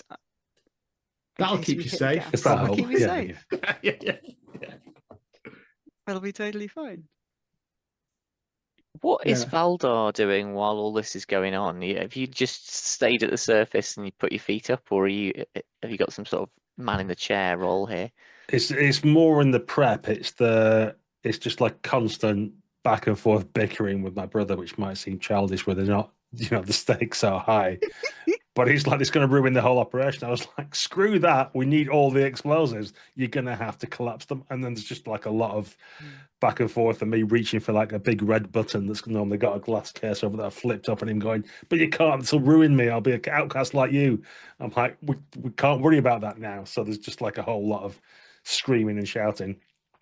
I think I want to add some drama, some extra drama to that situation by saying that as the plan is going into operation, the hordes of mind slaves that we know are out there, because we've seen this from previous times, have been activated, and large numbers of the miners who'd previously been just sort of going about their business doing what they were told suddenly are like crowding around HQ, armed with their mining weapons, trying to get in and stop what you're doing. So the two of you are like locked in there while waiting to see whether your friends complete the plan in time. I'm sure there's a bit where one of his bodyguard that's here with us just suddenly goes weird. Like his eyes go funny and he starts coming towards us like, Jeffries, what are you doing, Jeffries? I love it. Yeah. And I'm hoping that they can cut off the link to the mother before it all goes really bad inside. Yeah.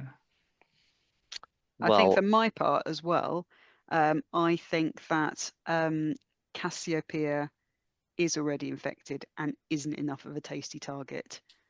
And so it comes after me, and we are pelting down through the tunnels, trying to lead it. But obviously, I can't move as fast as Cassiopeia. They got to kind of keep me moving much faster than my legs really want me to, until like at the last minute we're kind of rounding the last corner where the pocket of gas is. And I'm going to say the gas is quite heavy, so it doesn't disperse very easily. So it's quite an obvious visible pocket of gas, because that'll look more dramatic and more cool. And just as we're about to kind of literally run into the gas, and I'm relying on this crappy rebreather, which is probably tiny like little thing, but yeah, tiny and totally skimped out on quality and all of that stuff, I will slam my teleport into effect. And so we're not there to see whether the monster carries on into the gas pocket, but the audience are there to see that. Perfect. And we see the tendrils of this thing start to bubble and shift as it warps and changes. into a different shape, into a different color, and it starts to sort of melt away into almost a kind of slimy, lichenous puddle. But the two of you reappear on the surface. Now,